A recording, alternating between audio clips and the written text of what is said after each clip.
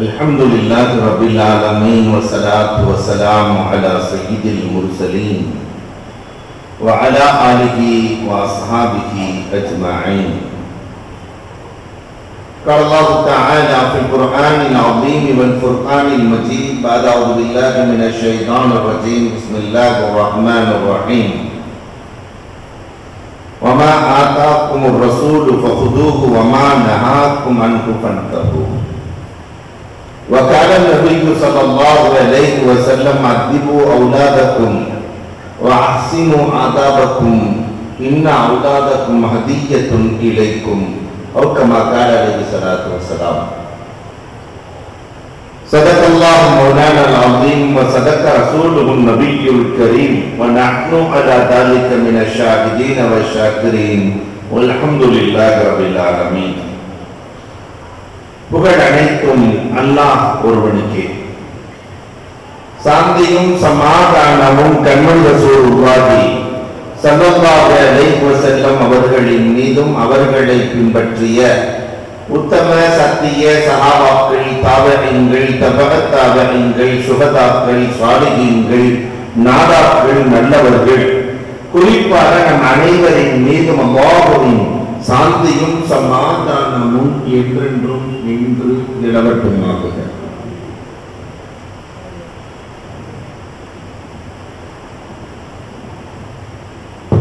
கண்ணியத்திற்கும்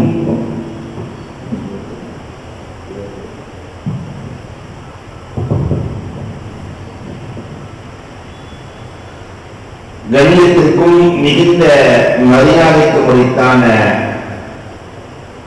நிகழ்வின் தலைவர் உள்ளிட்ட அனைத்து உலமா பெருமக்களுக்கும், அதிலும் குறிப்பாக கிராத் ஓதி அமர்ந்திருக்கிற கண்ணியத்திற்குரிய காரி அல்-ஹாஜ் சித்திக் அலி பாக்கவி ஹஜ்ரத் அவர்களுக்கும், வரவேற்புரை நிகழ்த்திய கண்ணியத்திற்குரிய அல்-ஹாஜ் அலாவுத்தீன் பாக்கவி ஹஜ்ரத் அவர்களுக்கும், அழகிய வாழ்வியல் முறையை நமக்கு கற்றுத்தந்த பல்லாயிரம் மாணவர்களை சமூகத்திற்கு தந்திருக்கிற காசிஃபுல் ஹுதா அரபுக் கல்லூரியினுடைய தகுதிமிக்க பேராசிரியர் முகமது இப்ராஹிம் பாக்கவி ஹஜ்ரத் அவர்களுக்கும், எனக்கு பின்னால் அழகிய உரை நிகழ்த்த இருக்கிற காசிஃபுல் ஹுதா அரபுக் கல்லூரியினுடைய தகுதிமிக்க முதல்வர் நிறுவனர், நமக்கெல்லாம் ரோல் மாடலாக இருக்கிற அப்துல் மஜீத் பாக்கவி ஹஜ்ரத் அவர்களுக்கும், நன்றி உரை நிகழ்த்த இருக்கிற கண்ணியத்திற்குரிய நண்பர் அல்-ஹாஜ் முகமது அலி மன்பஹி ரியானுல் ஹுதா அரபுக் கல்லூரியுடைய முதல்வர் ஹஜ்ரத் அவர்களுக்கும், நிகழ்ச்சியை அழகாக தொகுத்து நெறிப்படுத்திக் கொண்டிருக்கிற எங்களது பாசத்திற்குரிய நண்பர் முஜீபுர் ரஹ்மான் பாக்கவி ஹஜ்ரத் அவர்களுக்கும், நிகழ்ச்சியை கண்டுகளிக்க இல்லை இல்லை அதன்படி வாழ இங்கு வருகை வந்திருக்கிற ஆன்றோர்கள், சான்றோர்கள், அதிலும் குறிப்பாக உலமா பெருமக்கள், உங்கள் அத்துணை பேர்களுக்கும் இஸ்லாத்தின் காணிக்கையான சலாத்தினை பதிலை எதிர்பார்த்து சொன்னவனாக, நிறைய பேர் சலாம் சொன்னாங்க, பதிலை காதல விலைகளை என் வார்த்தைகளை துவக்குகிறேன். அஸ்ஸலாமு அலைக்கும் வரஹ்மத்துல்லாஹி தஆலா வ பரகாத்துஹு. நீண்ட நேரம் பேசுவதற்கான ஒரு தலைப்பு வழங்கப்பட்டிருக்கிறது, குடும்ப பிரச்சனைகளுக்கு இஸ்லாம் கூறும் தீர்வு. விடிய விடிய பேசினாலும் குடும்ப பிரச்சனை விடியவே விடியாது. ஏனென்றால் ஒவ்வொரு குடும்பத்திற்குள்ளும் அவ்வளவு பிரச்சனைகள் இருக்கிறது. அதற்கான ஒட்டுமொத்த தீர்வு தீன் தான். குடும்பம் என்பது திருமணத்தில் தான் துவங்குகிறது. பெண் பார்ப்பதே பிரச்சனையாக இருக்கிறது. அங்கேயே மார்க்க அடிப்படையில் பார்க்கிறோமா? மாணவி வழிமுறைகளை பின்பற்றுகிறோமா? ஸல்லல்லாஹு அலைஹி வஸல்லம் என்பவர்கள் தன்னுடைய மகள் ஃபாத்திமா ரலியல்லாஹுவுக்கு எப்படி திருமணம் முடித்தார்கள்? ரோல் மாடல் நமக்கு நபிகள் நாயகம். ஃபாத்திமா அலி இரண்டு பேர்களின் திருமணம் எப்படி நடந்தது? எளிமையாக நடந்தது, மார்க்கம் பார்த்து நடந்தது. பாத்திமா ரலியல்லாஹு மனம் முடிப்பதற்காக நிறைய பேர்கள் போட்டி போடுகிறார்கள். அபூபக்கர் ரலியல்லாஹு வந்து கேட்கிறார்கள், என் மகனை உங்களுக்கு கொடுத்திருக்கிறேன் நாயகமே ஆயிஷாவை. சொல்றாங்களா?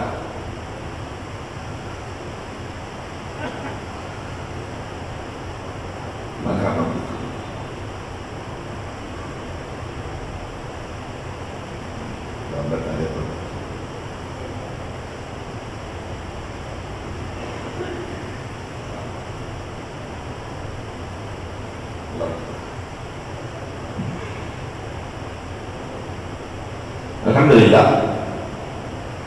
என் மகளை உங்களுக்கு கொடுத்திருக்கிறேன் நாயகமே, உங்கள் மகள் பாத்திமாவை எனக்கு தரமாட்டீர்களா என்று அபூபக்கர் ரலியல்லாஹு கேட்கிறார்கள். பெருமானார் அமைதி விடுகிறார்கள். அபூபக்கர் ரலியல்லாஹு புரிந்து கொண்டார்கள், பெருமானார் அமைதியாக இருக்கிறார்கள் என்றால் இல்லை என்று பொருள். உமர் ரலியல்லாஹு தஆலா தூது விடுகிறார்கள். பல்வேறு சஹாபாக்கள் அனுப்பி வைக்கிறார்கள். ஆனால் பெருமானார் ஸல்லல்லாஹு அலைஹி வஸல்லம் யாருக்கும் பதில் கொடுக்கவில்லை. நண்பர்கள் எல்லாம் ஒன்றாக சேர்த்து 21 வயதான அறிவை எல்லாமே உள்ளே தள்ளுகிறார்கள். நீ போய் பொண்ணு கேளு. மாப்பிள்ளையே பெண் கேட்ட வரலாறு, நீங்களே போய் பொண்ணு கேளுங்க. பெருமானார் ஸல்லல்லாஹு அலைஹி வஸல்லம் தொழுதுவிட்டு அமர்ந்திருக்கிற போது அத்தஹியாத்திலே போய் அலிரதி அல்லாஹ் பக்கத்திலே உட்கார்ந்து கொண்டார்கள். பெருமானார் கேட்கிறார்கள், நான் ஹாஜத்துக்கு யாரு? அலியே, உங்களுடைய ஹாஜத்து தான் என்ன? டைரக்டா கேட்க முடியுமா? தலையை சொல்லிடாங்க. ரசூலே, என்ன உம்மா ஹாஜத்துக்கு யாரு? உங்கள் மகள் பாத்திமாவை எனக்கு மணமுடித்து தர வேண்டும். பெருமானார் ஸல்லல்லாஹு அலைஹி வஸல்லம் இங்கு எதையும் பார்க்கவில்லை, காசு பணத்தை எல்லாம் பார்க்கல. அலிரதி அல்லாஹ் தஆலா ஒரு நாளைக்கு 2 திர்ஹம் சம்பாதிக்கிற ஏழை. ஆனால் பெருமானார் மார்க்கம் பார்த்தார்கள், மார்க்க பொருத்தம் பார்த்தார்கள். அகிலன் வசஹிலா, ரெண்டு வார்த்தை தான். அகிலன் வசஹிலா வெல்கம். இன்னைக்கு சொல்றமா இல்லையா? முதலில் அலிரதி அல்லாஹ்வுக்கு பெருமானார் பயன்படுத்திய வார்த்தை, தன் மகனை கொடுப்பதற்கு பயன்படுத்திய வார்த்தை அகிலன் வசஹிலா. இதை கேட்டுட்டு அலிரதி அல்லாஹ் வெளியே போறாங்க. ரசூலுல்லாஹ் ஏதாவது சொன்னாங்களா? தோழர்கள் கேட்கிறார்கள். ரசூலுல்லாஹ் ஒண்ணுமே சொல்லலையா? அகிலன் வசஹிலா, 2 வார்த்தை மட்டும் தான் சொன்னார்கள். அகிலன் சொன்னாலே தகுதி விட்டு விட்டாய், சகிலன் வேறு பெருமானார் சேர்த்து சொல்லி இருக்கிறார்கள். அன்பிற்குரியவர்களை எதிர்பார்க்க வேண்டும். மார்க்க அடிப்படையில் சாதுவனத்தை பார்க்கவில்லை. பெருமானார் ஸல்லல்லாஹு அலைஹி வஸல்லம் எதையும் பார்க்கவில்லை, மார்க்கம் பார்த்தார்கள். அந்த குடும்பம் சிறந்த குடும்பமாக வளர்ந்தது, உயர்ந்தது, இருந்தது. ஆனால் இன்றைக்கு நாம் நம்முடைய குடும்பத்தின் துவக்கம் திருமணம், மார்க்கத்தை பார்க்கிறோம் அல்லது மாட்டை குடிக்கிற மாதிரி போய் பெண் வீட்டுக்கு செல்கிறோம். சமீபத்தில் ஒருத்தவங்க பொண்ணு பார்க்க போயிட்டு வந்தாங்க.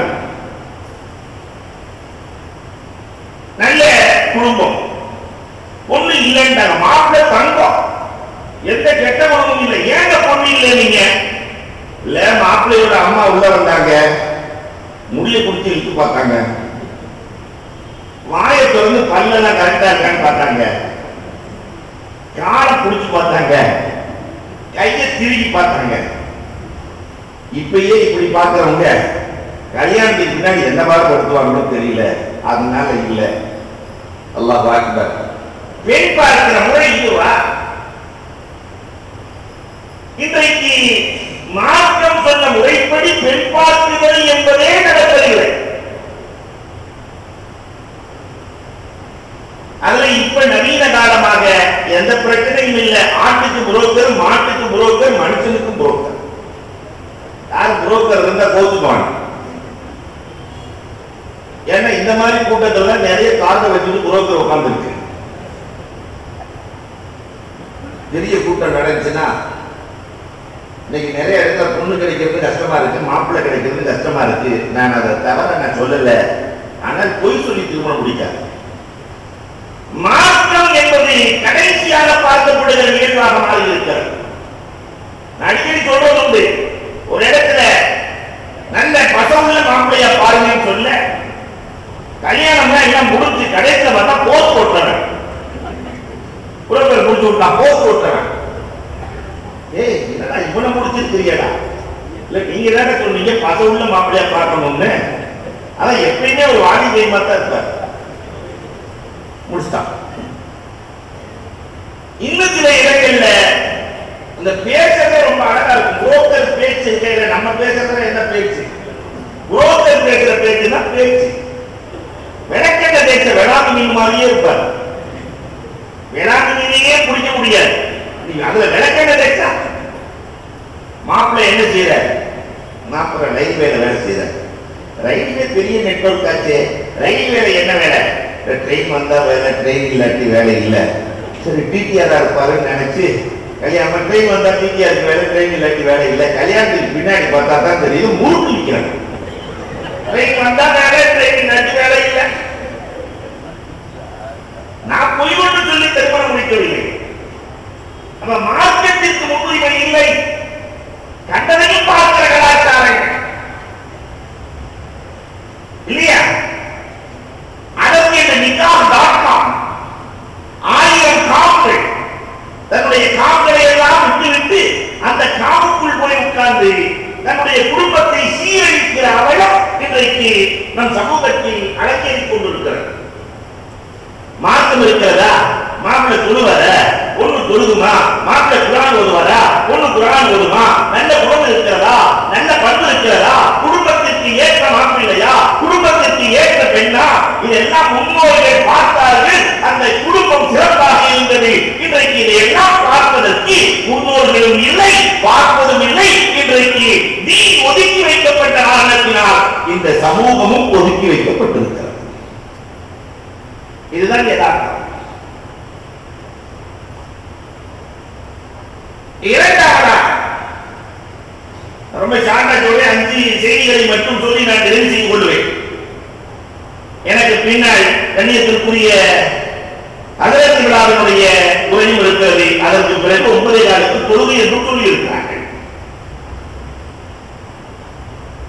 அன்புக்குரியவர்களே, திருமணத்திற்கு பிறகு பெண்ணுக்கு உபதேசம் செய்கிற பழக்கம் பெருமானாரின் காலத்தில் இருந்து இருந்தது. இன்றைக்கு இல்லாமல் போனது. பெருமானார் ஸல்லல்லாஹு அலைஹி வஸல்லம் அலி ஃபாத்திமா ரலியல்லாஹு அன்ஹுடைய திருமணத்திற்கு பிறகு என்ன சொன்னார்கள் தெரியுமா? அத ஃபாத்திமா ரலியல்லாஹு மரணவரையில் சொல்லுகிறார்கள். 8 ஆண்டுகள் அலி ரலியல்லாஹு அன்பு வாழ்க்கை. இறக்க அன்று கூட, வஃபாத்தாக அன்று கூட அலி ரலியல்லாஹுக்கு செய்ய வேண்டிய வேலைகளை செய்கிறார்கள், துணிகளை துவைக்கிறார்கள். அலி ரலியல்லாஹு அம்மா ஃபாத்திமா இவ்வளவு காய்ச்சல், ஏனம்மா இவ்வளவு கஷ்டப்படுகிறாய்? இல்ல, உங்களுக்கு கணவனுக்கு செய்ய வேண்டிய கடமையை செய்ய வேண்டும் என்பதற்காக நான் செய்கிறேன். ஃபாத்திமாவை படுக்க வச்சு, அம்மா ஃபாத்திமா 8 ஆண்டுகள் உன்னோடு நான் வாழ்ந்திருக்கிறேன். ஆனா நீ ஒரு நாள் கூட எனக்கு இது வேண்டும் அது வேண்டும் என்று கேட்டதே இல்லை. அம்மா ஃபாத்திமா, ஒரு நாள் ஒரு மாதுளை வேண்டும் என்று கேட்டாய். அந்த மாதுளையை வாங்கி வருகிற போது ஒரு ஏழை கேட்டார் என்று அதையும் கொடுத்து விட்டு பெருந்தையோடு தான் நடத்தி வந்தேன். எதையுமே கொடுக்க முடியவில்லையே ஃபாத்திமா என்று சொல்லுகிற போது ஃபாத்திமா ரலியல்லாஹு சொன்னார்கள், அன்பு கணவரே, திருமணம் அன்று என்றைக்கு எனக்கும் உங்களுக்கும் திருமணம் முடிந்ததோ அன்று என் தகப்பனார் சொன்னார், அம்மா ஃபாத்திமா, அலி ரொம்ப ஏழை அம்மா, அலி ரொம்ப ஏழை உன் கணவர். அவரிடத்திலே அது வேண்டும் இது வேண்டும் என்று நீ கேட்டு அவர் வாங்கி கொடுக்க முடியாமல் அவர் வெட்கப்படுவதை நான் கண்டால் நான் துக்கப்பட வேண்டி இருக்கும். அதனால் வேண்டாம்.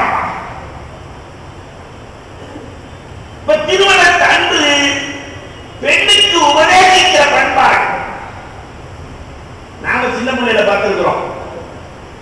தகப்பனார் வீரமான தகப்பனார், ஆனா தான் புள்ள பொம்பளை புள்ள போகும்போது எவ்வளவு கிடைக்கும். அது வீரமான தகப்பனார் தான் பிள்ளைய சொல்லுவார். இதெல்லாம் நாம பார்த்த காலம் ஒரு 30 வருஷத்துக்கு முன்னாடி. அம்மா கல்யாணம் முடிச்சு கொடுக்குறோம், புருஷனோடு போய் சந்தோஷமா வாழணும், அந்த குடும்பத்தில் இருக்கிறவங்க பெரியவங்களை மதிக்கணும். எப்ப வந்தாலும் இது உன் வீடு தான், உன் வீடு தான். வரும்போது ஒரு வீட்டுக்காரோடு சேர்ந்து வரணும், 2 பேரும் சேர்ந்து வரணும். நீ தனியா வர்ற மாதிரி இருந்தா ஒரு ஜனாதா கூட இங்க வர வேண்டாம் சொல்லிட்டு திரும்பிட்டாங்க. நீ தனியா அவர்களாக இருந்தா உன் ஜனாதா கூட வேண்டாம். இது நம்முடைய முன்னோர்களின் பாரம்பரியம். இன்னைக்கு அப்படி இல்லை. போறதுக்கு முன்னாடி என்ன நாங்க இருக்கிற கவலைப்படாது. புருஷனை என்ன பேசணுமோ பேச. சென்னையில இருந்து வந்த தகவல், நான் வெளியில இருந்தெல்லாம் பேசல, சென்னையில இருந்து மாமியா என்னமோ கூட்டிட்டு வந்துருக்கு. ராத்திரி 1 மணிக்கு உடனே மருமகளை போன் எடுத்துச்சு. எங்க மாமியா விளக்கமாட்ட எடுத்து காட்டுது. உடனே தகப்பனார் இப்படியே காட்டிடுச்சு. ஓலாவுக்கு போன் பண்ற, ஓடி வந்து முடிச்சுட்டாங்க. ஒழுமை நடுத்தருட நீ இதுவா வாழ்க்கை நெறிமுறை. தன் மகளிடத்திலே நல்லுபதேசங்களை சொல்லி வாழுகிற வழிமுறைகளை சொல்லி அனுப்ப வேண்டிய பெற்றோர்கள் இன்றைக்கு நாம் எப்படி இருக்கிறோம் என்பதை எண்ணி பார்க்கவன். என்னைக்காவது நம்ம பிள்ளைகளுக்கு நடுவுபதேசம் பண்ணினோமா? திருமணத்தன்று உபதேசம் செய்தோமா? எப்படி வாழ வேண்டும் என்று சொன்னோமா? அந்த பிள்ளைகள் கண் கலங்கி வருகிற போது கூட எப்பயுமே பெருமானாரினுடைய வாழ்க்கை நமக்கு முன்னுதாரணம். பாத்திமா ரலியல்லாஹு அன்ஹா ரலியல்லாஹுக்கு சின்ன தகராறு, ஆதம் அலைஹிஸ்ஸலாம் காலத்துல இருந்து அந்த தகராறு இருக்கு, இல்லாம இல்ல. அவங்க காலத்துல இருந்தே கல்யாணம் சொன்னாலே இல்லையா, அது தேன்கூடு மாதிரி கொஞ்சம் கொட்டுதல் இருக்கும். ஆனா அதற்குள் தான் சிறந்த தேர்வு இருக்கும், இல்லாம இருக்காது. போராட்டம் தான். அழிவதி இல்ல சண்டை. பொதுவாக அழிவதி இல்ல ஒரு பழக்கம் இருக்கு. அஜர்குமார்களுக்கு எல்லாத்துக்கும் அந்த பழக்கம் இருக்கு. வீட்டுக்காரமா பேச ஆரம்பிச்சா டிப்பா தூக்கி போட்டு பள்ளியாசத்துக்கு போயிடுவோம். எதுக்கு வம்பு? அழியத்தை சிரிக்கிறத பார்த்தா நடக்கிற மாதிரியே தெரியுது. அப்ப சண்டை ஒண்ணு அழிவதி எல்லாம் கிளம்பிட்டாங்க. போய் சட்டையை கழட்டி போட்டு மண்ணில் படுத்திருக்கிறாங்க. பெருமானார் பாத்திமா ரலியல்லாஹு அன்ஹா தேடி வருகிறார்கள். என்னம்மா பாத்திமா? அழிவதி இல்ல என்னம்மா, உங்க மருமக எங்கம்மா? நம்மூரா இருக்கா? அவரு என்னை சுட்டிட்டு போயிட்டார் பாப்பா. உடனே பிள்ளைக்கு தானே சாதகமா, அவனா இந்த சொட்டப்ப எனக்கு கட்டி கொடுத்தது நான் வச்சுருவேன் இல்லையா? ஆனா பெருமானார் ஸல்லல்லாஹு அலைஹி வஸல்லம் உள்ளமெல்லாம் பாத்திமா, உள்ளமெல்லாம் பாத்திமா. அழிவதி எல்லாம் அப்படி தேடி வருகிறார்கள். அழிவதி எல்லாம் சட்டை இல்லாம மண்ணில் படுத்துருக்க மண்ணின் தகப்பனே எழுந்திருக்கிறேன். மர்மனை தோண்ட கையை போட்டு பாத்திமா ரலியல்லாஹு அன்ஹா கூட்டு போய், அம்மா பாத்திமா, உன் சொர்க்கமும் நரகமும் உன் கணவர் அழியம்மா, உன் சொர்க்கமும் உள்ளமெல்லாம் பாத்திமா. ஆனால் அந்த மருமகனை மதித்த பண்பு, இந்த பண்பு ஒரு குடும்பத்தில் இருந்து விட்டார். அந்த குடும்பம் எவ்வளவு என்னன்னா கோச்சுக்கு வந்தாலும், அம்மா இந்த வேலையில வச்சுக்காரு, நான் எப்பயுமே அவர் கூட தான் நிற்பேன், உன் கூட நான் நிற்க மாட்டேன். உள்ளமெல்லாம் மகள், ஆனாலும் வெளியே உதர்ந்த வார்த்தைகள் மருமகனோடு. குடும்ப தோற்றமே தோன்றாது. ஆனால் இன்றைக்கு அதெல்லாம் இல்லை. 6 மாதத்தில் மனமுறிவு, 3 மாதங்களில் மனமுறிவு. இதுல அதிசயம் என்ன தெரியுமா? நாம என்னைக்கோ 1400 வருஷத்துக்கு முன்னாடில போகல, நாம பார்த்துருக்கிறோம். முதல்ல கணவன் மனைவி சண்டை வரும். அப்ப இந்த மாதிரி கடிதம் வரும். தகப்பனார் பாப்பா பயங்கரமா பேசுறாங்க, நாத்தெல்லாம் பேசுது, ஒன்று பேசுறாங்க, மாமியா விட மாட்டேங்குது, என்னை வந்து சீக்கிரம் கூட்டிட்டு போங்க பாப்பா. இந்த கடிதம் போய் சேர ஒரு 3 நாள், அவர் எல்லா வேலையும் முடிச்சுட்டு கருப்புறதுக்கு ஒரு 3 நாள், ஒரு வாரம் கழிச்சு வருவார். பார்த்தா புருஷன் கொண்டாடி ஒன்னா உட்காந்து பேசிட்டு இருப்பாங்க. இந்த அம்மா கடிதம் போட்டதே மறந்துடும். மகன் என்ன பாப்பா சொல்லிக்காம ஒட்டியா? அத கழுத நீதான் கடிதம் போட்டு சொல்லிக்காம ஒட்டனா? இதெல்லாம் நம்ம பார்த்த காலம். இப்ப எல்லாம் அப்படி இல்லை. சண்டைக்கு முன்னாடியே செல்போன் ஆன் பண்ணி வச்சிருந்தது. என்னெல்லாம் பேசுறாங்க கேளுங்க. இங்க பேச பேச சண்டையில எப்படி பேசுவாங்க? சண்டையில ரொம்ப கண்ணியத்தோட பேசுவாங்க. கண்ணிய திருப்பதி மகிமை வருகிறேன் இப்படி பேசுவாங்க சண்டையில இல்லையா? அப்படியே வெள்ளை பெற்ற தகப்பனுக்கு கொதிக்க ஆரம்பிக்கும். பக்கத்துல மாமியார் இருக்கிற என்ன கொஞ்சம் அப்படியே பெட்ரோலை ஊத்த எண்ணெயை ஊத்த பயங்கரமா ஓடிக்கிட்டு இருக்கும்போது எப்படி இருக்கும்? செல்போன்ல இதெல்லாம் கேட்டவங்க கொதிச்சு போய் இனி ஒரு நிமிஷம் கூட இருக்க கூடாது, நீ வாழ மாட்ட, அவன் வாழ வைக்க மாட்டான். அவங்களே வாழ்றதா இருந்தாலும் இவங்க ரெண்டு பேரும் சேர்ந்து கூட அக்கா தங்கச்சி இருந்தா அதுவும் சேர்ந்து கெடுத்து குடும்பத்தை குட்டிச்சவராக்கி மாற்றமின்மையின் விளைவு, இந்த ஒரு தொலைக்காட்சியின் விளைவு இன்றைக்கு நிறைய குடும்பங்கள் சந்தி சிரிக்கிறது. பெரிய குடும்பங்கள், பேர்வற்றிய குடும்பங்கள் சந்தி சிரிப்பதற்கு இது ஒன்று காரணமாக இருக்கிறார். முடிவெடுக்க தெரியல. அல்லாஹ் அக்பர். உபதேசங்களை பகிர வேண்டும் திருமண தன்னைக்கு. மூன்றாவது, கணவன் மனைவி ஒருவரை ஒருவர் புரிந்து வாழுங்கள். இன்றைக்கு இதுவும் குறைந்து கொண்டே வருகிறது. கடைசி வரைக்கும் புரியவே இல்லை.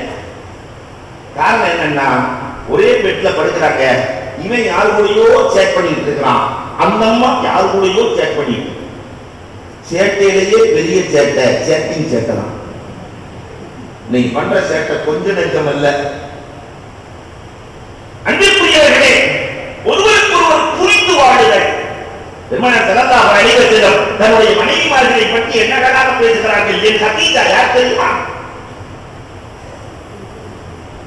பொருளாதாரம் இல்லாத வேளையில் எனக்கு பொருளாதாரத்தை, தன் பொருளாதாரம் முழுவதையும் அளித்தவன் என் கதீஜா. என் கதீஜாவை என்னால் மறக்கவே முடியாது. குழந்தை இல்லாத வேளையில் குழந்தையை கொடுத்தவள் கதீஜா. அல்லாஹ் அக்பர். என் கட்டளத்தில் அத்தனையும் பங்கு கொண்டவன் என் கதீஜா. பெருமானார் கதீஜாவை புரிந்து பேசுகிறார்கள். என் மனைவி ஆயிஷா யார் தெரியுமா? ஹுது நிஸ்வதீனிக்கும் மின் ஹாதில் ஹுமைரா. மார்க்கத்தில் பாதியை எடுத்துக் கொள்ளுங்கள். என் சைனத் யார் தெரியுமா? நிறைய தர்ம சிந்தனை கொண்டவள். என் ஹப்ஸா யார் தெரியுமா? பெருமானார் வரிசையை பேசுகிறாங்க. பைனஹா சஃபாமா வஃபாமா. பகல் முழுவதும் நோன்பு வைப்பார்கள், இரவு முழுவதும் தின்று விளக்குவார்கள். மனைவியை பற்றி பாராட்டுகிற கணவன். இன்னைக்கு இருக்கிற எத்தனை கணவன் மனைவியை பாராட்டுகிறாங்க? எல்லாரும் சேர்ந்து இந்த சண்டாலியை கட்டி வச்சிட்டாங்க. வீட்டுக்குள்ளேயே போறதில்லை. நிறைய இப்ப பங்கிராஜில் பார்த்தாக்கா வாலிபர்களின் கூட்டம் அதிகரிச்சிருக்கு. என்னடா கேட்டா, தாங்க முடியல, தூங்கினவங்க போய் படிக்கலான்னு ஆசைப்படுறேன். போறதுக்கு முன்னாடியே சண்டையை ஸ்டார்ட் பண்ணிடுவாங்க. மனைவியை புரிந்து கொள்ளாத கணவன் ஒரு பக்கம், கணவனை புரிந்து கொள்ளாத மனைவி மறுபக்கம். இதுவும் நிறைய நடக்கிறது. புரியவில்லை. இந்த புரியாமை என்பது அதிகரித்திருக்கிறது. இதன் விளைவுதான் புரிஞ்சுட்டாங்கன்னா உலகத்துல குறை இல்லாதவர்கள் யாருமே இல்லை. விட்டுக் கொடுக்கிற மனம் புரிகிற போதுதான் வரும். ஒருத்தர் மேல அன்பு வச்சுக்கணும்னு சொன்னால் அந்த அன்பு எவ்வளவு குறை இருந்தாலும் அதை மறைத்துவிடும். அன்புக்கு இப்படி ஒரு பழக்கம் இருக்கிறது. தாய் அன்பின் காரணமாக மகன் என்ன செஞ்சாலும் மறந்துடுவான். காரணம், அன்புக்கு மறைக்கும் பழக்கம் இருக்கிறது. கணவன் மனைவி அன்பாக இருந்தால் 1000 குறைகளை அது மறைத்துவிடும். அதை விட்டுக் கொடுக்கிற பழக்கம் வரமாட்டேங்குது. ஏன்னா அன்பு குறைத்து போயிடுச்சு. மாற்றம் அன்பை கொடுக்க சொல்கிறது. அது மாற்றத்தில் அபுஸ்மன், உலகத்திலேயே விலை மதிப்பில்லாதது அன்பு.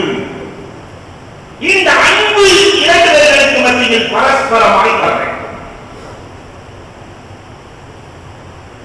வந்துச்சுன்னா விட்டு கொடுத்தல் ஒருத்தர் பரஸ்பரமா சந்தோஷமா இருப்பாங்க.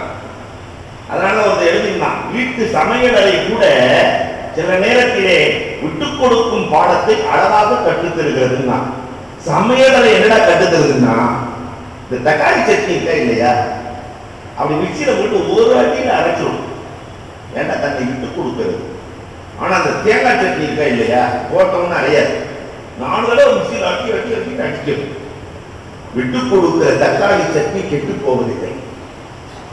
ஆனால் விட்டுக் கொடுக்காத இந்த தேங்காய் சட்னி சீக்கிரம் கெட்டு போய் விடுகிறது இல்லையா? சட்னி கூட சரித்திர பாடம் சொல்லுகிறது. ஆனால் இந்த சமையலறைக்குள்ளேயே இருக்கிற இந்த மனைவி என்னவோ கணவனை புரிந்து விட்டுக் கொடுக்கிற பண்பை இல்லாமலே கொண்டுட்டார். யார் யாருக்கு விட்டுக் கொடுக்க தயாராகவே இல்லை.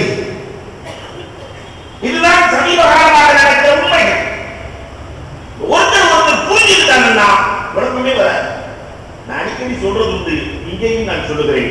ஏன்னா நிறைய குடும்பங்களில் நடக்கிற காரணத்தினால் ஆண்கள் எல்லாம் எல்லா ஆண்கள் ஏற்ற 90% அம்மாவை பத்தி சொல்லிடுவாங்க. டேய் உங்க அம்மாவை மறந்துடாத, அவ கஷ்டப்பட்டு உன்னை பெற்று வளர்த்த விட கஷ்டப்பட்டவடா, உண்மையிலேயே கஷ்டப்பட்டவன் தாய் எல்லாரும் சொல்லுவான். ஆனா பிள்ளைகிட்ட என்னைக்காவது எந்த தாயாவது டேய் உங்க தகப்பனை மறந்துடாதா, நான் 10 மாசம் கஷ்டப்பட்டு சுமந்தவன் உண்மைதான்டா, ஆனா உன் தகப்ப இருக்கிறானே, எல்லா தகப்பனும் திருமணத்திலிருந்து கபருக்கு செல்லுகிற வரை எல்லா தகப்பனும் ஏய் உன் தகப்பன என்னை கல்யாணம் முடிச்சதுல இருந்து இதுவரைக்கும் தலையிலும் தோளிலும் சுமக்கிறாங்கடா, உன்னையும் என்னையும் சுமந்துட்டே அடைகிறாங்க. ஒவ்வொரு தகப்பனும் தன் மனைவியையும் பிள்ளையையும் இறக்காமல் சுமந்து அடைபவர்கள். ஏன்னா எதுக்குல எவ்வளவு தூரம் சம்பாதிக்க ஓடிக்கிட்டே இருக்கிற, என் மனைவி மக்கள் நன்றாக இருக்க வேண்டும் என்பதற்காக சொத்து சுகம் யாருக்கு? மனைவி மக்கள். இந்த ஆம்பளை என்ன எழுதி வச்சிருப்பாரு தெரியுமா? காங்கிரஸ்ல நாம்பளைக்கு இருக்கிறது என்ன தெரியுமா? பிரஷர் 160, சுகர் 430, கொலஸ்ட்ரால் 300, இதை ஃபுல்லா காவாங்கி வச்சிருக்கு. பாக்கி எல்லாத்தையும் மனைவிக்கு கொடுக்கிறாரே, மக்களுக்கு கொடுக்கிறாரே. அப்ப அந்த மனைவி உன் தகப்பன வாழ்க்கையில மறந்துடக்கூடாதா, உன் தகப்பன் இல்லைன்னு நாம இல்லடா என்று சொல்லி வளர்க்கிற பண்பு அவ்வளவு. ரமத்துல்லாஹி அலைஹி அவர்களுக்கு 3 பிள்ளைகள் முக்திகள். காரணம் சொல்லுகிற போது அந்த தாய் தகப்பனை பற்றி சொல்லி வளர்த்த வளர்ப்பு. ஆனா இன்னைக்கு இருக்கிற தாய்மார்கள் தகப்பனை பத்தி சொல்றோமா? நாம என்ன செய்யுமா வீடுகள்ல இங்கெல்லாம் இல்லை, சென்னையில யாரும் சொல்றது இல்லை. நான் எங்க ஊர் சேலத்தை சொல்றேன், நான் ஊருக்கு போகணும் இல்லை.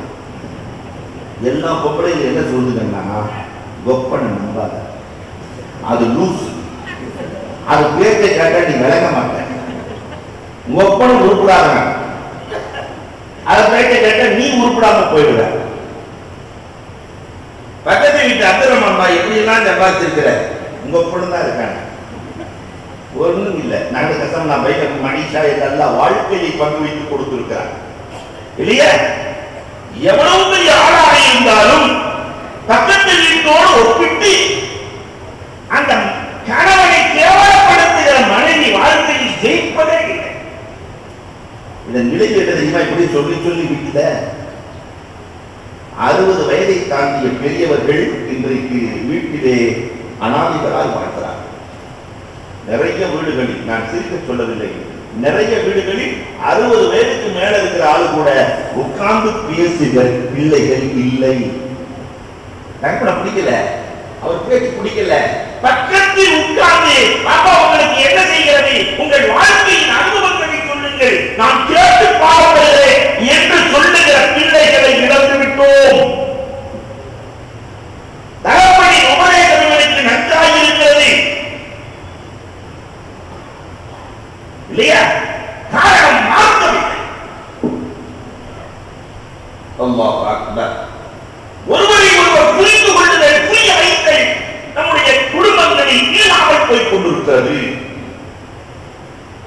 4வதாக பிள்ளை வளர்ப்பு சூனியமாக இருக்கிறது. நம்ம குடும்பங்கள்ல பிள்ளை வளர்ப்பு தான், குடும்பங்கிறதே குழந்தை வளர்ப்பு தான் அதுல மெயின் பாத்திரம். அந்த குழந்தை வளர்ப்பு என்ற பாத்திரம் சூன்யமாகிவிட்டது. இன்னைக்கு குழந்தையை எந்த அம்மா வளர்க்கல, எந்த அப்பா வளர்க்கல, எந்த தகப்பனும் வளர்க்கல, செல்போன் தான் வளர்க்குது. கொடுத்துட்டு சாப்பாடு கொண்ட வேண்டியது பார்த்துக்கிட்டே இருக்கோம். வாய்க்குள்ள போதா மூக்குள்ள போதான்னு தெரியாது, போயிட்டே இருக்கோம். தூங்குறதுக்கு செல்போனை கொடுத்துட வேண்டியது இல்லையா? எந்திரிக்கிறதுக்கு செல்போனு, எல்லாத்தையும் காலையில் எழுந்ததிலிருந்து உறங்குகிற வரை எல்லாம் கலைத்தே இருக்கான். அந்த குழந்தைகளுக்கு அல்லாஹ்வை கற்றுக் கொடுத்தோமா, அல்குர்ஆனை கற்றுக் கொடுத்தோமா, வாழ்க்கை முறைகளை கற்றுக் கொடுத்தோமா, இந்த துன்யா எப்படிப்பட்டது என்று கற்றுக் கொடுத்தோமா, உறவுகளை கற்றுக் கொடுத்தோமா, நண்பர்கள் யாரை தேர்வு செய்ய வேண்டும் என்று கற்றுக் கொடுத்தோமா? எதுவும் இல்லை. வாடி போயிடுவாரு, ராத்திரியில வருவாரு, வரும்போதே ஹைதராபாத் பிரியாணி அப்படி ஒன்பது பிள்ளைக்கு கொடுத்தோட திட்டு போட்டு தரப்படே அடிக்கலாம்.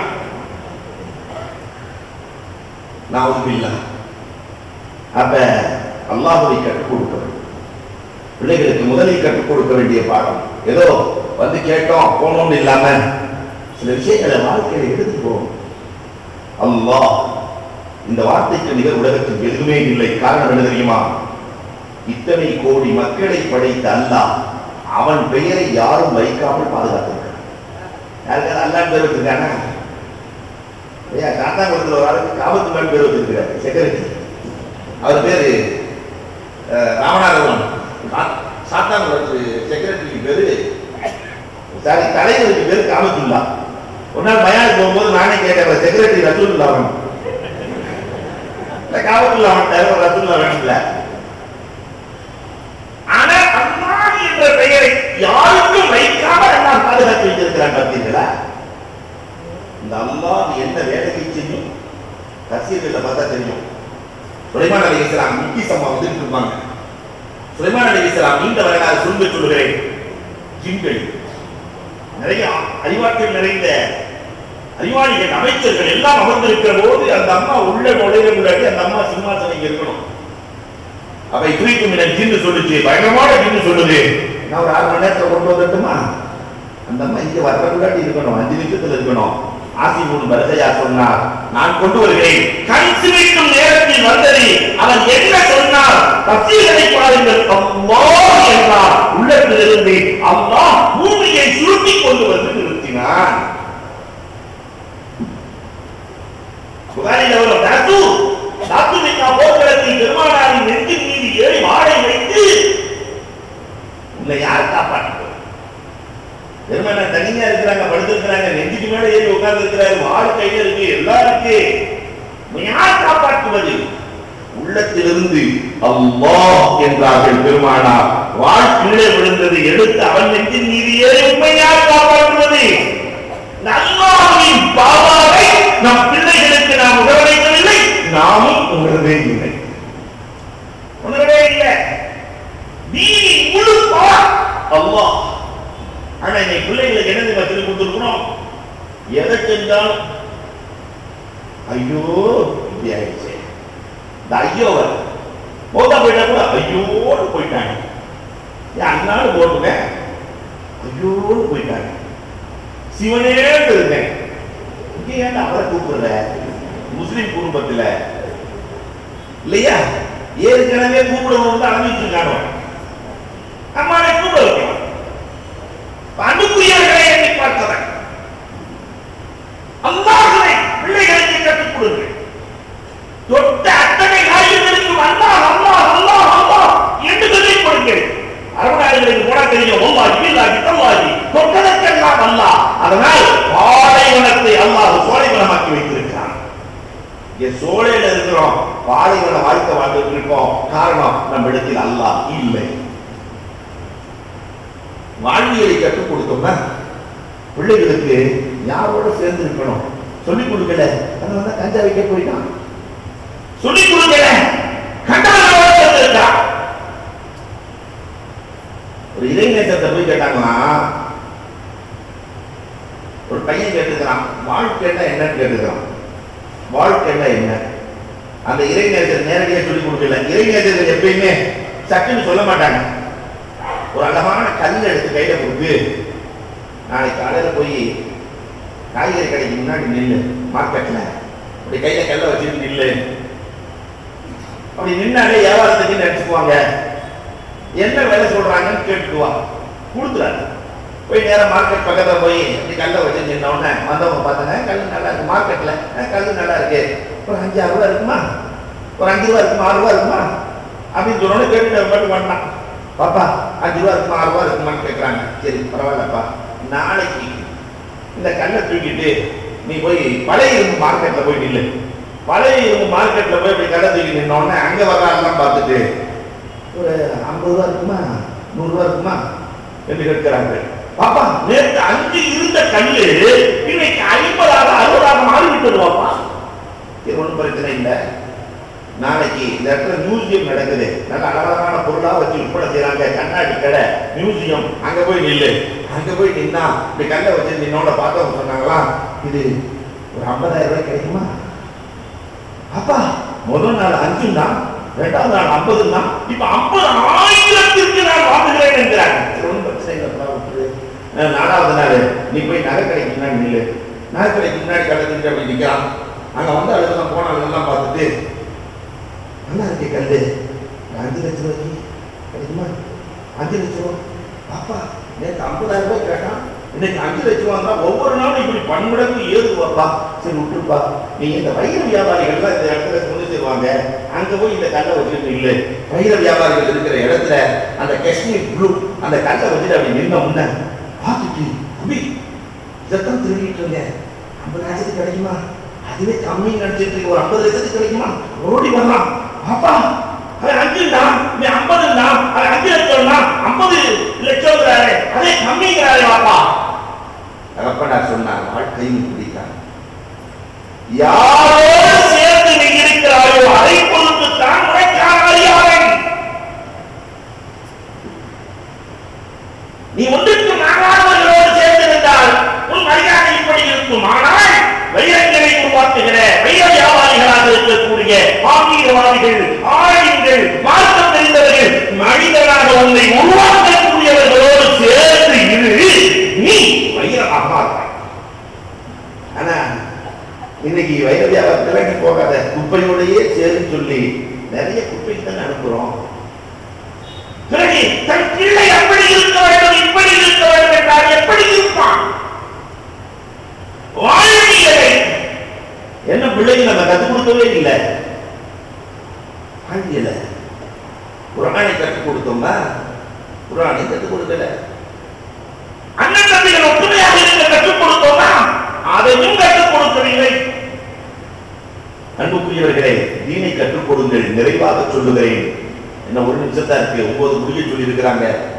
தீன் சொல்லுகை இன்றைக்கு வயசானவங்கள்ட்ட இருக்குது, வாலிபர்கள்ட்ட காணாம், யுவதிகள்ட்ட காணாம்.